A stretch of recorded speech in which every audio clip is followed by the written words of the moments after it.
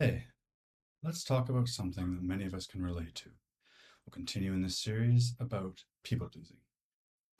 If you rely on people pleasing strategies in your relationships, this video is for you. We're going to be talking about shame and guilt in particular. Attachment theory tells us that we're biologically wired to seek connection with our caregivers, parents, sort of big people when we're kids. When we're young, we depend on these relationships for safety and survival. But if those caregivers couldn't meet our needs for whatever reason, maybe there's something going on in their life, we learn to adapt. We need to keep them in our lives. We rely on them. So we start to shape how we express ourselves based on what we think others want from us. This is sort of where the origin of people pleasing strategies and behaviors begins. So, for instance, if you were told kids shouldn't speak unless spoken to, or punished for breaking that rule, or something similar, you probably learn to silence yourself. And as an adult, you might actually find yourself shutting down anytime someone seems annoyed, upset, or bored, or for whatever reason you get some implicit sense that something is off. It makes sense, right?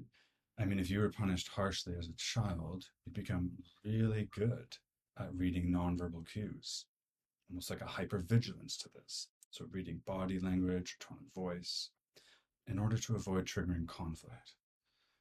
People pleasers develop this hypervigilance to predict how they're being perceived, and so that they can specifically adjust and customize their behavior to keep the peace in these relationships.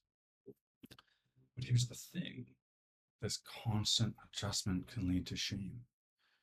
When we feel shame, it tells us to hide parts of ourselves. That's the function of shame. It sort of serves to hide our feelings, opinions, even aspects of our identity.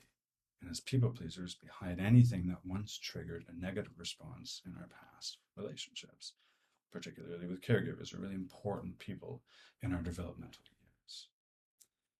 So, in order to cope, we end up busying ourselves with helping others because it feels safer, right? There's this sort of like underlying belief of if I take care of others, they won't leave me and I won't feel that deep, painful shame.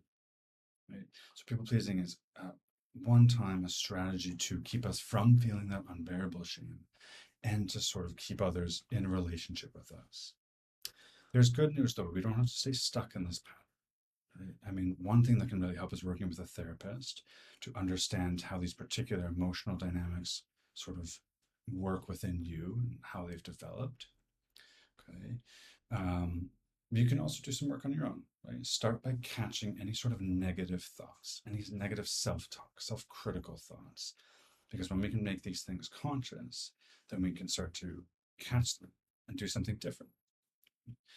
So as soon as you catch these thoughts, which the thoughts themselves often sort of lead to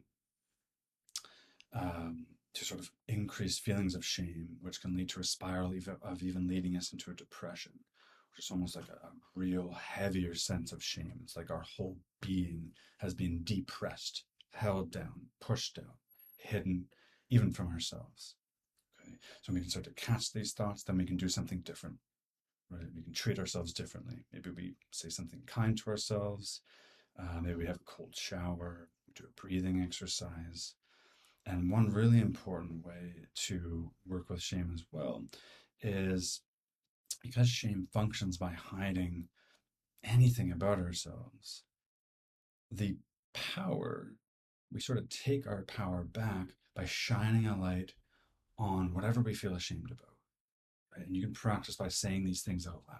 When we say it out loud, either to ourselves or to someone that we trust, right? Someone that we feel safe with in a relationship, we say these things out loud. We say we feel ashamed about X, Y, Z.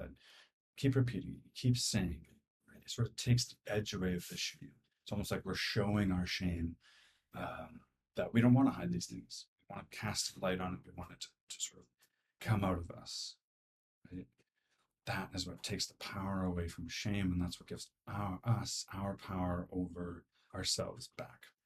We can start to gain control over what we express and why we express it or why we don't express it. essentially make all these things more conscious.